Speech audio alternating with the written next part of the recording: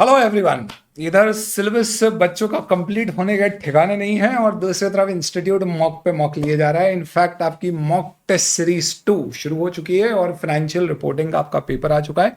ये वीडियो उन स्टूडेंट्स के लिए जिनके पास समय नहीं बचने वाला है एमटीपी 2 खुद से करने के लिए, तो क्विक फॉर्मेट में वो इस वीडियो से पूरी एमटीपी को कवर करके इंश्योर कर सकते हैं कि हमारा एमटीपी का कोई भी सवाल छूटा नहीं है। तो दोस्तों, mock test paper series 2 financial reporting easy, सारे डिस्क्रिप्टिव क्वेश्चन रिपीटेटिव, एमसीक्यू सारे जो आपके डिस्क्रिप्टिव या लेंदी क्वेश्चंस हैं उनमें से उठा उठा के कुछ कुछ कंटेंट्स के ऊपर बनाए गए। अपन बढ़िया एमसीक्यू सॉल्व करते हैं और डिस्क्रिप्टिव में बताऊंगा कौन सा क्वेश्चन आपका कहां से आया है। कुछ सॉल्व करने लायक एज सच डिस्क्रिप्टिव नहीं है। शुरुआत करते हैं सबसे पहले केस सिनेरियो 1 से। ABC limited maintains its accounts and prepare its annual financial statement in accordance with Ind AS. चलो, इससे पता पड़ गया कि अपन फाइनल की एग्जाम में आए। एएस आ जाता तो इट इज़ अ डाइवर्सिफाइड। अरे सर, एक वो कंपैरिजन भी आते हैं एएस इंडेस के कोर्स में, आज तक आए नहीं, आएंगे या नहीं आएंगे? अभी तक तो नहीं आए हैं, इस बार आ गए तो कोई दिक्कत नहीं है कि एग्जाम और दे देंगे। इस सर ऐसा मत करो। It is a diversified global business group with operation spanning multiple sector. Finance team, while working on finalizing books for 31st March 2003, encountered challenges with following transactions. ABC manufactures automobile part. It has a net profit of 20 lakh in the third quarter. Quarter का मतलब 3 महीने होता है। और क्या होता है sir? Following adjustments are made in computing the net profit. Bad debts of 1 lakh incurred during the quarter. 50% of the bad debts have been deferred to the next quarter. Obviously बात है, बैड डेट जैसी चीज़ defer नहीं कर सकते हो तो आपको अभी बुक करना पड़ेगा। बस आप ये समझ लीजिए कि 1 लाख का 50% डेफर हुआ है तो आपको वो 50,000 अगले क्वार्टर की बजाय इसी क्वार्टर में बुक करना होगा। 5 lakh expenditure on account of administrative expense pertaining to third quarter, यानी कि ये इस क्वार्टर का खर्चा है। Is deferred on the argument that fourth quarter will have more sales. ऐसा नहीं है कि कमाएंगे तो खर्चा करेंगे, खर्चा हो चुका है, बुक करूँ। तो बड़ा खर्चा वहाँ पे बुक करने की हमारी चाहत है, ऐसा नहीं है। खर्चे हमारे हर क्वार्टर में बराबर होते हैं, तो थर्ड क्वार्टर का 5 लाख वहीं बुक होगा, because this does not qualifies to be recognised as an asset. हालांकि एमसीक्यू है सर, इतना ज्ञान मत दो। ABC enters into a contract to build power plant for customer. Will be responsible for overall management of project, including services to be provided like engineering, site clearance, foundation, procurement, construction, piping, wiring, installation, equipment and finishing. पूछेंगे 115 में कितनी performance obligation है। इसको single PO मानते हैं, क्यों मानते हैं जानना है तो दोस्तों 115 का शानदार एकदम लेटेस्ट वाला रिवीजन लेक्चर है, लाइवली अल्लाह देख लो। और उसके बाद यहाँ वापस आना और बोलना क्या सर क्या लेक्चर बनाए ले। Financial year 1-2 ABC limited incurred following expenditure in acquiring property consisting of 6 identical houses each with separate title. इसका भी डिस्क्रिप्टिव बड़ा क्वेश्चन है आपके पास। तो इसमें एक्सपेंडिचर क्या क्या ऐड हो जाएगा? प्रॉपर्टी की cost, non refundable taxes, legal cost for property, advertisement campaign की कॉस्ट ऐड नहीं होगी, ओपनिंग सेरेमनी नहीं होगी, सेल्स डिस्ट्रीब्यूशन टाइप है। 1 lakh day to day activities के खर्चे ऐड नहीं होते। 6 हाउसेस बने हैं फॉर ऑफिस और स्टाफ के लिए, 1 हाउस ऑफिस और स्टाफ के लिए और 5 इंडिपेंडेंट पार्टी को रेंट किया। तो इन्वेस्टमेंट प्रॉपर्टी की वैल्यू 5/6 और पीपीई की value 1/6 of the total cost. बोलते हैं एनालाइज करो। चलो, पहला bad debts incurred in the third quarter को क्या करेंगे? अभी के अभी खर्चा बुक कर देंगे। तो bad debt expense incurred in the third quarter should be recognised in the same quarter, इसलिए 50,000 को डिडक्ट किया जाएगा। बहुत सही बात बोले हैं। Bad debt expense incurred during the third quarter should be recognised equally in third and fourth quarter. ये क्यों पढ़ रहे हैं? पहला ही सही है। Correct net profit should be, तो क्या है करेक्ट नेट प्रॉफिट? 20 लाख में से 50,000 और 5 लाख माइनस कर दिए तो कितना हो गया? 550, 1450। ड हाउ मेनी परफॉर्मेंस ऑब्लिगेशन उसमें सिंगल थी। कॉस्ट ऑफ एंटायर प्रॉपर्टी कितनी निकाले ली है अपन ने? चलो आ जाओ। 180 + 20 2 and 5 205 205 205 205। Investment property 205 into 5/6, owner occupied property into 1/6। इसमें बच्चे क्या करते हैं? उल्टा नहीं करते ना, बस कि आप पढ़ लो जल्दबाजी में, पहले पीपी क्या होगा और बाद में इन्वेस्टमेंट प्रॉपर्टी क्या होगा। DF is a diversified business group operating in multiple business segment across different part of the world with multiple subsidiaries. हाय सब बड़ी बड़ी कंपनियां आ रही है, क्या बात है. It maintains in books of accounts and publishes annual financial statement under Ind AS. The finance team is working closing the books and generating financial statement for 2001 and are facing issues with following transaction. Oh हो इनको दिक्कत आ रही है तो ये अपने को याद कर रहे हैं, बहुत बढ़िया. बोल रहे हैं इक्विटी होल्डर्स को प्रॉफिट 2001 के लिए 12 लाख है, वेटेड एवरेज शेयर्स 5 लाख है, एवरेज प्राइस 20 रुपए, ऑप्शंस 1 लाख शेयर्स के हैं और exercise price 15 rupees per share है ऑप्शंस की. तो basic EPS diluted EPS type का कुछ पूछेंगे तो निकाल लेंगे, देखते हैं क्या पूछा है. याद रखें ये 33 ऐसे लिख दें तो वहां ध्यान में रहे क्वेश्चन में कि यहां पर आना है. 100 ton of cocoa bean at 1,000 per ton, delivery 12 months, settlement date, market price is 1,500. Contract cannot be settled in net and is entered in line with purchase sale usage requirement. So it is not a financial instrument. Own use exemption meet करता है ये. DEF invest in compulsorily convertible preference shares issued by subsidiary B Limited at 1,000 each. Compulsorily convertible है, अब fix to fix ratio meet हो रहा है क्या? Under terms compulsorily convertible into 1 equity share हो रहा है.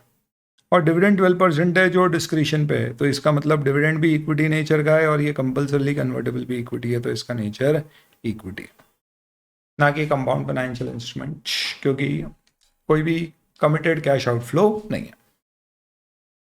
आपको बोला गया है ईपीएस बेसिक क्या होगा. आई लो भैया 12 लाख डिवाइडेड बाय 5 लाख 2.4. और अगला क्या पूछे, डाइल्यूटेड ईपीएस क्या होगा. 12 lakh numerator, 5 lakh weighted average number of outstanding equity share, 1 lakh potential ordinary share in which dilutive will be only for the price which you are not receiving 25%. तो 12 लाख divided by 5.25 lakh जो भी आता है. What is the nature of contract entered for cocoa bean? So it is an executory आगे होने वाला है और डेरिवेटिव नहीं है, फाइनेंशियल इंस्ट्रूमेंट नहीं है. Nature of financial instrument in point 3 sir equity है. अरे मस्त हो रहा है यार सर, एकदम फटाफट अपन उतारते डिवाइड. ये सही है ऐसे वीडियो, ये फटाफट एक बार अपन ने देख लिया, काम में पड़ गया खुद से करते और समय भी लगता. PQR Limited is required to adopt Ind AS from 1st April 2001 with comparative for 1 year 2000-2001. ठीक है भाई, तो इसके ऊपर Ind AS पहली बार बली है 2001 से लगा है. अब क्या बोलते हैं, तो यहाँ पे कहा गया है hello ji. First April 2001 PQR acquired 30% of voting shares for 8,000 crore. 30,000 का पीसी, सॉरी 30% का पीसी. इन्वेस्टमेंट को इक्विटी मेथड Ind AS 28 के अनुसार अकाउंट किया है. तो 31 मार्च 2002 को उसने share of net asset changes ये सब बुक किया है. तो 700, 100 और 50 ये सब बुक किया है. तो इसका मतलब अगर कैपिटल रिजर्व ऑन एक्विजिशन कुछ नहीं था तो ये सब ऐड होके 8750 पे आपका इन्वेस्टमेंट आ रहा होगा, सॉरी 8850 पे. तो ये बोल रहे हैं 31 मार्च पे 8850 पे आ रहा है. 1 अप्रैल 2002 अगले साल के शुरू में PQR रिक्वायर्ड रिमेनिंग 70%. तो अभी 100% सब्सिडरी हो गई हमारी और ये क्वेश्चन स्टेप एक्विजिशन हो गया. कैश हमने 25,000 करोड़ दिए और इन्फॉर्मेशन है कि जो ऑलरेडी 30% था उसकी वैल्यू 9,000 थी, जबकि बुक्स में 8850 पे और उसकी एसेट 30,000 है. What is the fair value of total consideration transferred. तो कैश के 25,000 और पुराने वाले की फेयर वैल्यू 9,000, 34,000 ये रहा. गुडविल कितनी आएगी, 34,000 है, माइनॉरिटी इंटरेस्ट 0 है. ओए सर नॉन कंट्रोलिंग इंटरेस्ट बोलो. अरे यार अभी इंटर के एडवांस अकाउंट्स की बैच चल रही है ना, तो MI हो जाता है दिमाग में. चलो सर इंटर में मत पहुंचा देना. Fair value of identifiable net asset कितनी है, 30,000 है. तो कितना चल रहा है, 4,000. अरे सर थोड़ा फटाफट और कराओ ना, एकदम रिलैक्स मोड में होता है, चिल्ड मोड में करने का, अपने को हड़बड़ी करके नहीं करने का. What is the gain on previously held interest in XYZ Limited recognized in profit or loss? ये इतने सारे MCQ में मुझे लगा बस एक यही अच्छा वाला है. क्यों, क्या बोल रहे हैं, what is the gain on previously held interest. तो देखिए प्रीवियसली हेल्ड इंटरेस्ट आपका था 8850 का, जिसकी फेयर वैल्यू है 9,000. तो आपका गेन होना चाहिए 150. पर क्या कह रहे हैं, what is the gain on previously held interest in XYZ which is recognised in profit और लॉस। आप देखेंगे यहाँ पे तो ये 3 इंफॉर्मेशन दे रहे हैं कि हमने पिछले 1 साल तक जब इक्विटी मेथड फॉलो किया तो 700, 100 और 50 का हमने प्रॉफिट बुक किया, जिसमें से एक्सचेंज डिफरेंस का 100 है जो कि OCIR होता है, जो रिक्लासिफाई होगा। तो एक्चुअल में PRL में जो आपकी इनकम जाएगी that is going to be 250 और OCI में आपका डेबिट होएगा 100। अगर TCI पूछते कितनी है तो अपन 150 बोलते हैं, पर पूछा OCI है तो 250 बोलना पड़ेगा। हम इसमें अज्यूम कर रहे हैं कि आपसे जो गेन पूछा है वो टोटल PRL में due to this step acquisition कितना गेन है पूछा है, ना कि सिर्फ ये पूछा है कि एग्जिस्टिंग इन्वेस्टमेंट की फेयर वैल्यू कितने से बढ़ी है। डेट ऑफ ट्रांजेक्शन क्या होती है, अपलिन डेज लगते हैं उसके प्रीवियस ईयर की फर्स्ट डेट, तो 1 अप्रैल 2001 से लगे हैं तो 1 अप्रैल 2000। कंपेरेटिव फाइनेंशियल स्टेटमेंट बनाना पड़ेंगे क्या? ऑफ कोर्स बनाना पड़ेंगे यार, किसी को बनाना है। 1 2 के कंपेरेटिव क्या होंगे? वो 1 के। इतना सिंपल है ये वाला कि सोच के ही डाउट होएगा कि यार कुछ गलत तो नहीं कर रहे, कुछ और तो नहीं है इसमें। ये आपका 100% सब्सिडरी वाला क्वेश्चन है, आपके मॉड्यूल का क्वेश्चन है। सिंपल डायरेक्ट क्वेश्चन है, कुछ ऐसा कुछ खास है नहीं, NCI वगैरह कुछ भी नहीं है, कर पाओगे आप। तो ये पहला क्वेश्चन आपका कंसोलिडेशन। रिपीट है तो क्या मतलब करके, ये आपका फाइनेंशियल इंस्ट्रूमेंट का क्वेश्चन है जिसमें मॉडिफिकेशन हुआ है। सेम व्हील लिमिटेड का ब्रह्मास्त्र में भी क्वेश्चन है, आपके स्टडी मटेरियल में भी है, स्ट्राइकर में भी। चलिए, an entity manufactures passenger vehicle, time between underlying raw material to manufacture the vehicle and date to complete production and deliver is 11 month. Customer settle the due after 8 months from sale. क्या inventory और trade receivable will be in the nature of current? तो inventory तो always, और trade receivables अगर आपको लगता है कि वो जो आपके 19 मंथ्स के पीरियड है उसके अंदर अंदर they are expected to be realized operating cycle. तो कस्टमर्स हमारा कितने पीरियड का है? आगे कहा गया assume that production time was say 15 months and time lag between date of sale and collection from customer is 13 months. Will your answer be different? ये पूछ रहे हैं। पहली बात तो क्वेश्चन क्या पूछ रहा है और है क्या, थोड़ा सा वापस से देखा था। ये बोल रहे हैं कि प्रोडक्शन लाइन अगर 15 मंथ्स होती है और टाइम लैग 13 मंथ्स होता तो क्या होता, हमारा ऑपरेटिंग साइकिल चेंज हो जाता सर, 28 मंथ्स हो जाता। पर सवाल ये है कि इन्वेंट्री और ट्रेड रिसीवेबल क्या करंट होते हैं? तो आंसर यही है, करंट ही होते हैं। क्यों? क्योंकि इन्वेंट्री ऑलवेज करंट और trade receivable if they are expected to be realised in the normal operating cycle which is now even larger 28 months, then it will be current. If it is not then it is not. तो हम बोलेंगे कि there will be no change in the answer, because ये ऐसा नहीं है कि एक वन ऑफ की क्रेडिट सेल का केस है जो ज़्यादा समय ले रहा है। आप तो बोल रहे हो हमारी कंपनी का normal production time realization period ही ज़्यादा है, तो ऑपरेटिंग साइकिल ही ज़्यादा होगी। ये 105 का आपका मॉड्यूल का सेम क्वेश्चन है, रिपीट है। ये आपके इंडेस 21 का क्वेश्चन है, रिपीट है, रिपीट वाले नहीं कराऊंगा मैं। ये इंडेस 16 PP का क्वेश्चन है, please do it. Stock appreciation right to 75 employ 200, 4 साल काम करना और फेयर वैल्यू दी हुई है, ये भी रिपीट क्वेश्चन है। इसमें मॉडिफिकेशन है कि सेकेंड ईयर ऑफ सर्विस में अगर आप मॉडिफाई कर रहे हो कि 3 साल होगा तो एक्सेलरेशन है जिसको अकाउंट फॉर करना पड़ता है। चलिए, ये आपका 115 का क्वेश्चन है जिसमें इंसेंटिव दिया जाता है, तो हमें प्रोबेबिलिटी बेस्ड इंसेंटिव लेना होगा। इस क्वेश्चन में 38 इंटेंजिबल एसेट्स का क्वेश्चन है जो IPL में अपन प्लेयर्स वगैरह खरीदते हैं उसका। इसका आंसर आप देख लेना, ये बहुत ज़्यादा डिटेल में दिया गया। Do not really try to get into it. मैं क्यों नहीं करा रहा हूँ? क्योंकि ये मॉड्यूल के क्वेश्चंस हैं, तो मैं रिपीट नहीं करा रहा हूँ क्वेश्चंस। कोई नए होंगे जो तो अपन डिस्कस करेंगे। ये थ्योरी क्वेश्चन है। A owns 250 shares in XYZ, an unquoted company. It has total capital of 5,000 with nominal value and after-tax maintainable profit of 70,000. P ratio published of industry data is 15 subject to marketability adjustment. A's management estimate discount for lack of marketability and transfer is 20%. तो इसका मतलब जो भी value आएगी 20% से कम कर देंगे। कारण क्या है कि भैया ये उन कंपनीज का P रेशियो है जो मार्केट में ट्रेड होती है, ये अनलिस्टेड है। तो आपको फेयर वैल्यू निकालने का बोला है। सिंपल आपकी वो जो टेक्निक है, क्या 5,000 शेयर्स हैं, आपका प्रॉफिट कितना है 70,000 पर ईयर, और P रेशो आपको दिया हुआ है, तो आप अर्निंग पर शेयर निकाल लीजिए 70,000 डिवाइडेड बाय 5,000 शेयर्स 14 और इंटू कर दीजिए आप 15 इंटू 80% या 12 और उससे आपकी क्या आ जाएगी बिजनेस या पर शेयर की वैल्यू आ जाएगी। तो पूछा है फेयर वैल्यू एक है इन्वेस्टमेंट की क्या होगी, तो 250 से मल्टीप्लाई कर देना और क्या करोगे। आगे बोला है fact given in the question assume entity A in estimates fair value of its own company XYZ net asset valuation technique और 8,50,000 नेट एसेट से, तो 850 को बेस लेके आप डिवाइड बाय 5,000 शेयर्स करके वैल्यू निकाल।